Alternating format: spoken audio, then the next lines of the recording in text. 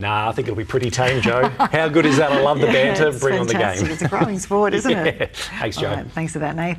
After the break, Livio joins us with all the weather details and Scott Hillier has our fishing report.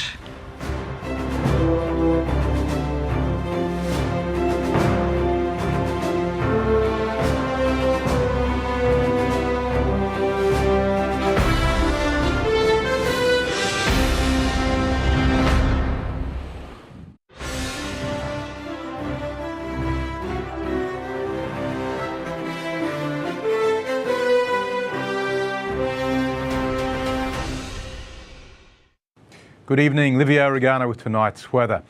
Well, the weather's gone all quiet over North Queensland with almost no rain in sight. The heat's really turned up these last couple of days, especially for inland areas, and I'm afraid there are no cool changes on the horizon. Feels almost like wet season without the rain, and soon it will be. Temperatures today range from 18 degrees at the bottom end to mid-30s at the top. The warmest was Charters Towers, where the mercury hit 34 degrees.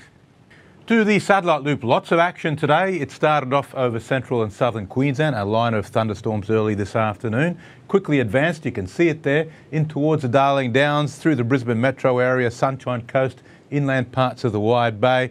And of course the night is still young and storms are still brewing, so please keep your ears pricked for warnings. The tropics of course are mostly free of these storms, except inland areas are still getting one or two, and that will be particularly the case tomorrow. So let's look at today's chart quickly. There's the inland trough that's causing the storms. It's still far away, but upper level westerly winds are strong enough to carry the storms towards the coast. Northerly winds now are predominating, so hence the warm weather. Tomorrow's chart, this will be the last day of northerlies, another very warm one and humid. This is probably the best chance of storms, even better than this afternoon for central and southern Queensland, simply because the trough is a lot closer.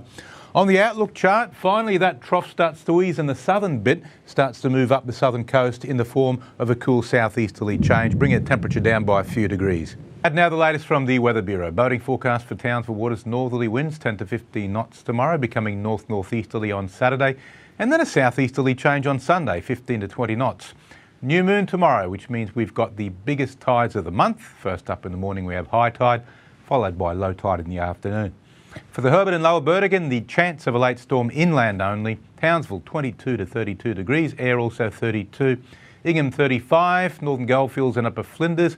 Afternoon thunderstorms, Charters Towers 17 up to a very warm 37 degrees and Georgetown 36. Looking ahead for now for Townsville, no significant rainfalls expected over the next 7 days. In fact, there's a very good chance we'll see no rain at all.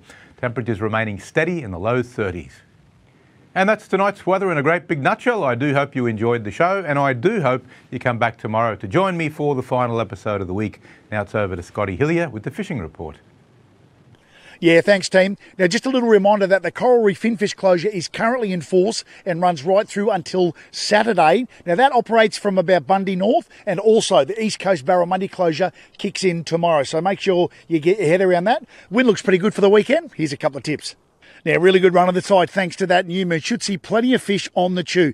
Now, there's another closure you need to be aware about, and that's the northern Spanish mackerel closure. It has kicked in again. Now, out offshore, really good lipper being caught at the moment on the shallows, using lightly weighted pillies along with strip bait. A couple of really good cobia along with amberjack hanging on the wrecks, taking knife jigs and live baits. Now back in those rivers and creeks, some cracking big flathead around the moment. Those big tides are going to suit chasing a couple. During that run out tide, try casting small soft plastics around the drop-offs.